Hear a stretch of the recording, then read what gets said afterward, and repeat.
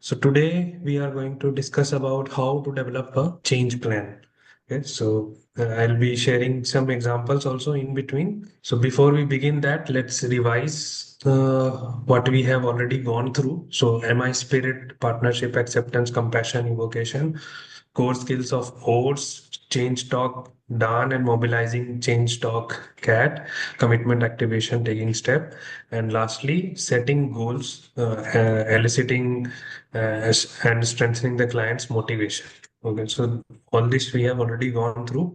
Now we are today discussion we will cover what is a change plan, exploring importance and confidence, eliciting the client's goal, and considering change options. Okay, so first, what is a change plan? The change plan is a collaborative, client-driven roadmap for achieving a specific goal. Okay, the purpose of the change plan is to translate motivation into actionable steps and help the client move from thinking about change to doing something about it. The plan must, the tip here is the plan must come from the client and not the practitioner. Okay. Then key steps in developing change plan is so these are the four steps here. Today we will limit ourselves to the first two steps: setting goals and considering change option. That is defining clear, realistic, and meaningful objectives. The three component of setting goals and exploring and evaluating strategies. So after setting the goal, how to reach that goal. So there will be multiple ways which to select. Then arriving at a plan and eliciting commitment, we will see in the next session. So we are here. The three dimensions of change according to MIA is readiness, willingness, and ability. Willingness or importance and ability, that is confidence. Okay. So we have already seen all the core techniques of OARS and all the tasks, engaging, focusing for eliciting the importance. Okay. So importance of changing. These are nothing else than the change talk itself. Okay. Then how to assess the readiness we have also seen. So more the amount of change talk, the more ready the client is for change. Lastly, we will also see about the confidence. Okay, so about the ability of change. So before we begin, let's see few statements. I could get better job if I got a college degree, but it's been a long time since I was in school and I don't think I could keep up. I know that smoking is bad for me, but I have tried to quit several times and I just can't seem to do it. We definitely need to communicate better, but I don't think my family is really committed to trying. I would like to be healthier, but it hurts too much to exercise. So, what are common in these four statements? So, all these four statements first begins with change talk. Okay, so we have different kind of change talks, but it goes on and says about the next statement is about the sustained talk. So what these are the common things. Okay, so lack of the change talk here is first is desire, second is about a reason, third is a need talk, fourth is again a desire talk, but the sustained talk in all this is about the ability. So lack of ability statements, less self-efficacy, low confidence is what we are seeing here. Okay, so that is why it is important to explore both importance and confidence. So different kind of change talk can come to you. We have to also elicit the ability talk to make the client ready for change. Because if the importance is high, client can be ready for change, but they may not have the efficacy to change. Okay, so understanding the client's readiness helps tailor the plan. We can do it by using importance scale and confidence scale. We can ask follow-up questions, and tip here is to use the reflection to explore their answers and deepen their motivation. Okay, so now I will take an example here. So read this. Here is a client who has set a goal. Now the therapist is checking whether how much confident they are. Okay, so From 0 to 10, the clients rates 3. Now therapists have asked this question. Oh, only a 3. Why not a higher number? So what do you think the client will reply? So when asked why not a higher number, they will reply more about their inability to change, right? So we are eliciting more sustained talk with this question. Okay, so because quitting is really hard and all that, so we have induced now elicited sustained talk. We have demotivated the client that was confident, that was ready to change. Okay, by asking this question. Now we will see the next scenario. So if we ask it in a reverse way, you said you are a three. That's interesting. Why choose three instead of one or two? So now the therapy client will say more about their ability to change. Okay, so why I am not lesser, why I am at higher ability. So they will tell more about their own ability. You can follow up with another question. What do you think would help you move your confidence up to a 4 or 5? Again, more ability talk. Okay, so this is how you use the any ruler, readiness ruler, importance ruler, or confidence ruler. Okay, now based on the importance and confidence, we can have four types of client: low importance, low confidence, which is the client which is not ready to change and don't think they have the ability also. And then second is low importance, high confidence, which is feels more capable but not motivated to change. Okay, and these are the two most common type of patients with whom we have problem with. We because we have received queries from our participants about these type of clients more. So it is what we call pre-contemplation stages. How to deal with them. Now, next type of client is high importance is there and low confidence is there. So wants to change, but they don't feel able to. And here, when such things are there, such a client is there, our fixing reflex kicks in. That we want to give solution immediately. Um, and then the last client, which we all wish to have all the time, high importance and high confidence. They are ready for change. They know why the change is necessary. They have the ability to change and they are ready with the plan. They just need the guidance. They can vary along the readiness scale only. Okay. So for each client has different need. First two types of client, you need to elicit importance first. But unless they know the importance of change, they won't change.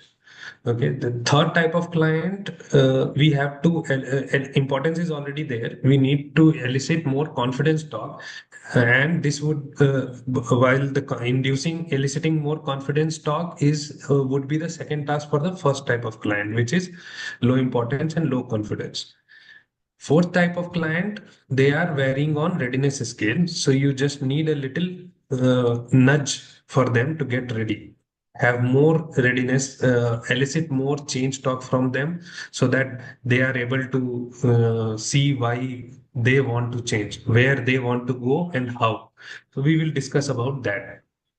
Okay, so now we are moving towards steps to setting goals. So elicit client goals. That is the first step. Encourage the individual to articulate what they want to achieve. Broaden the scope. Ensure goals go beyond immediate concerns and align with the broader life aspiration. Okay, so like setting a goal like I want to be free from substance and I want to be healthier. They are moving both these goals moving towards the same thing, but they are different in terms of the journey that they have to take. Assess realism, discuss whether the goals are attainable and given the individual's current circumstances and resources, because we cannot advise or support a goal of a patient who is financially struggling to go and spend a week in some hill station. we can do so with a rich person. So we have to see for the how whether the goal is achievable or not, what they are thinking is achievable or not, and the way also that they are wanting to take is achievable or not. Prioritize goals. Focus on the most critical or impactful objective first. So a goal can have various sub goals, and that can have various pathways. Now we have to prioritize according to the client. Plan for success. Develop strategies to maximize the likelihood of achieving the goal. Now, eliciting the client's goal. Why is it important? Because goal is the foundation of the change plan, and it is not the goal that we set as a therapist that client will follow. Because then it will be our goal, not the client's goal. Okay, so that's why eliciting client's goal is important. How to do it? Use the same strategies: OARS, open-ended questions, reflection, summarize, affirmations. Ensure the goal is specific, meaningful, and achievable. Now, key questions here to explore. So there are few key questions that you can ask while doing various tasks. So while setting the goals, the key question to ask after assessing the readiness and importance, you have to ask few questions. Okay, so how would your life improve if you reach this goal? And what challenges might you face while pursuing this? What resources or support do you need? You need to ask these three questions at different point. You will know. Okay. And we will discuss also, we will see an example and try to see. Okay. And then considering change option, the second step. So you have the current situation of the patient, that is the start point. You have them setting a goal. So that is the end point. Now, considering change options, that is the path from the start point to the end point. So there can be various paths for that. There are always multiple ways. Involving the individual in brainstorming creates ownership and motivation. So invite them to brainstorm for different paths that they can take, and help identifying strategy that align with the individual's strengths and preferences. Then steps to consider change plan is brainstorming possibilities. You can enlist many strategies on how they can reach the goal. Evaluate feasibility, assess the practicality, resources required, and potential challenges for each option.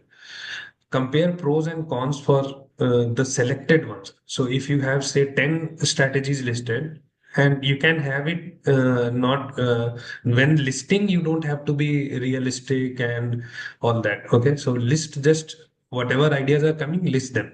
Then from them, choose few which are feasible, and after choosing those few, compare pros and cons for each, and then you prioritize strategies, discuss what can be the potential barriers, how, if the barrier even presents itself, they can overcome that, etc., etc. So from general is go to specific things. Then key questions while discussing options are: what approaches have worked for you in the past? So this is a strategy known as reviewing the past successes. Which of these options feels most doable for you? Okay, again, you are eliciting more ability talk. And what could be some potential barriers and how might we address them? More of a contingency management. So when the plan is ready, you negotiate by narrowing down from general to specific. Okay. So you have clarified one or more goals, then choosing among them the most priority, the highest priority one. Then you go with the specifics of it. Begin by asking what the person has considered or tried so far. Review their past attempts. That will also give you an idea what they have already tried, so that you don't repeat those things. Generate good list of possibilities together without considering each one in detail. Then begin narrowing down the list based on person's own preferences and experiences. So ask them which of these sound like a good place to start. What's their hunch about it? Now, here the considerations for therapist would be: what is the person willing to try?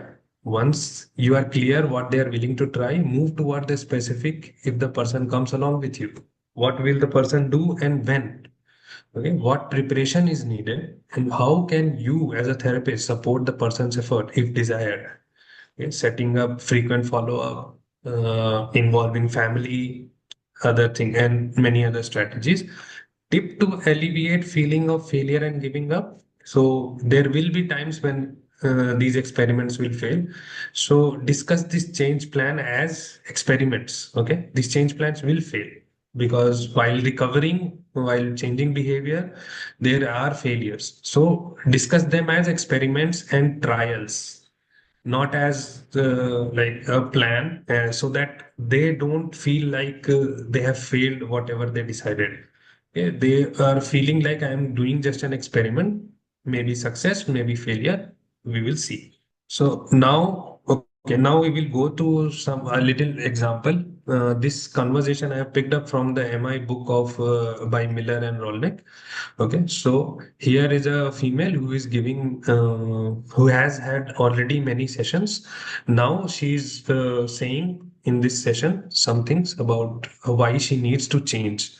Okay, so you can see here there is a talk of change. So I feel like terrible mother. This is, I don't want her to have the kind of life I have had. This is a desire talk. I can't go on like this. This is a need talk. So after reading this, you can see that importance for and readiness for change is quite high in this statement, in her statements. Now, identify which type of change talk are there. We already have done that, desire and need. Now, interviewer replies with a simple reflection. The woman replies, I almost lost my life the other night. Again, a reflection. I have come close before. Again, so here, after so many reflections, you know that the client is ready to change. Now, what you are doing, you are asking a key question. What is the next step? How could you get out? Okay, so this is a key question to be asked. When you have assessed that readiness is there, importance is there, now you have to elicit the plan, the goal that they want to do, what change they want to have. So, but the woman replies as helpless. Okay, so what can I do? They are inviting solutions from you. Here, your fixing reflex can kick in. So you feel, but you have to avoid that because you are not an expert on them. Okay, you have to elicit plan from them. So avoid that trap of being expert. Okay, gives don't give solution immediately. Use your reflections. Like so, you feel stuck with no way out. Again, at the last, what am I supposed to do? Again, invitation for solution. Again, you have to avoid that. Okay. So you can say you want out. So as in this conversation goes, you want out, but how in the world can you overcome so many incredible obstacles? The urge to give out solution was avoided. Reflection was given. The woman is completely giving it up. She does not know what to do. You also don't have any answers. You have to tell them that I don't have answers for you, but I have confidence. Now you are evoking hope with this. Okay, you are lending hope to the client that you believe that they have the solution with them, they have the ability to change. And we again also with these kind of statements, we confirm that we are guide, not an expert. Now, evoking hope increases confidence and self-efficacy. The method to evoke hope is same as evoking change talk. That is OARS. No other thing. Okay, so here you will you are evoking hope. You are enlisting from your previous sessions the strengths that you have noted in the in your client. Okay. And so you are using affirming techniques to evoke confidence. And you can see that here the woman is replying, you do what you have to. So some evocation is working here, some confidence is coming up. How have you come this far and still have the amount of love and compassion? Again, an affirmation.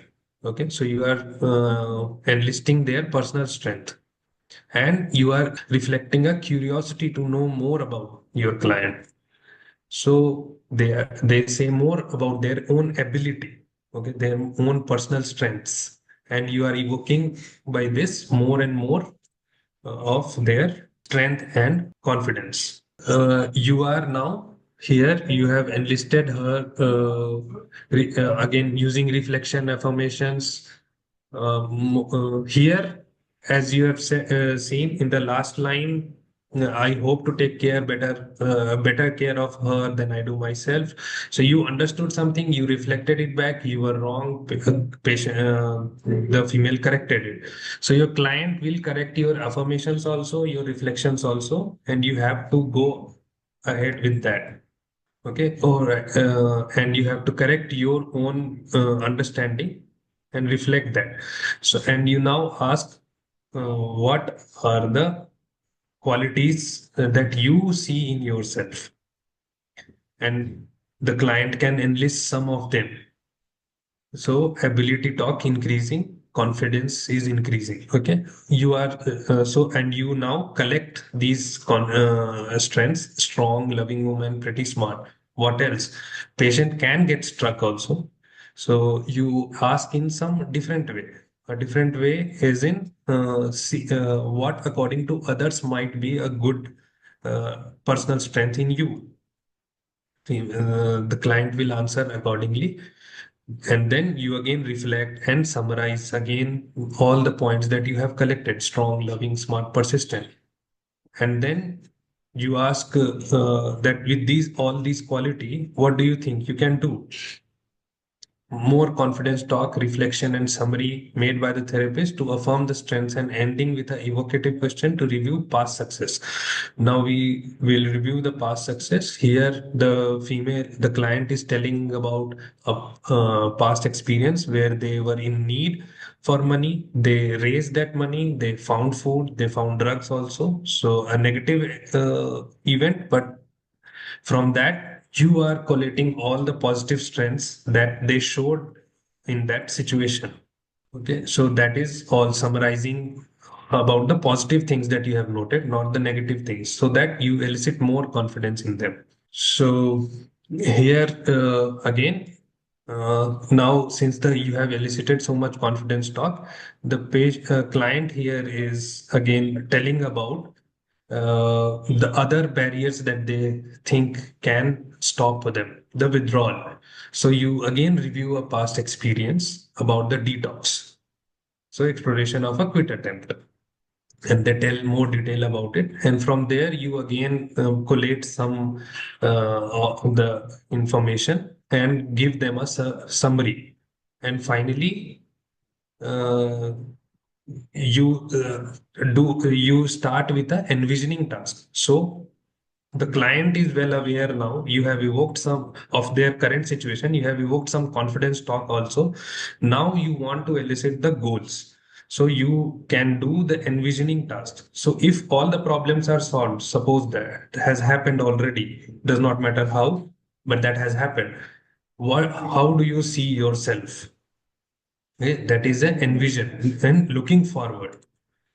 I would need to find a real job. Maybe I would go back to school. So they would tell about different things that they would like to do if all the problem is solved, if they are changed.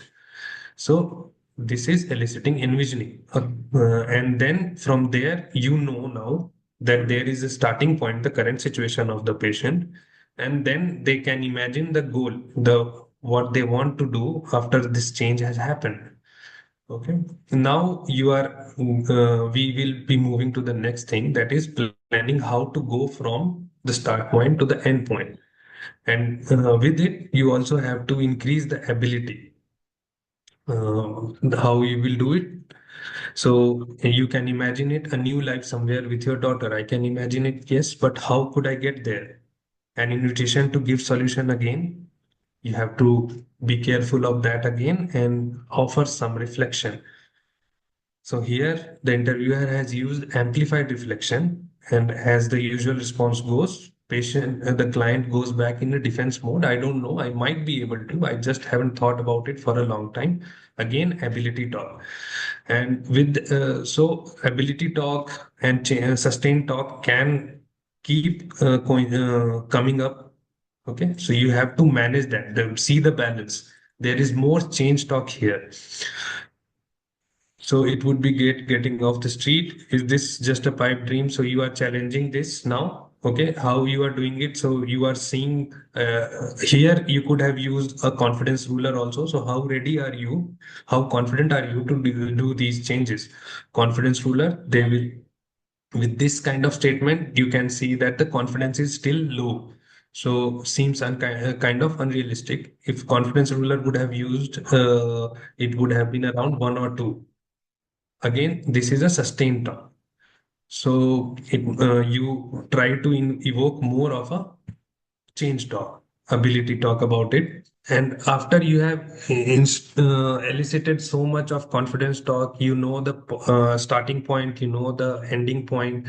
So now you invite for them to think about different ways of change. Okay, so now you invite about for them to have more of a brainstorming session to think about different ways how you can change.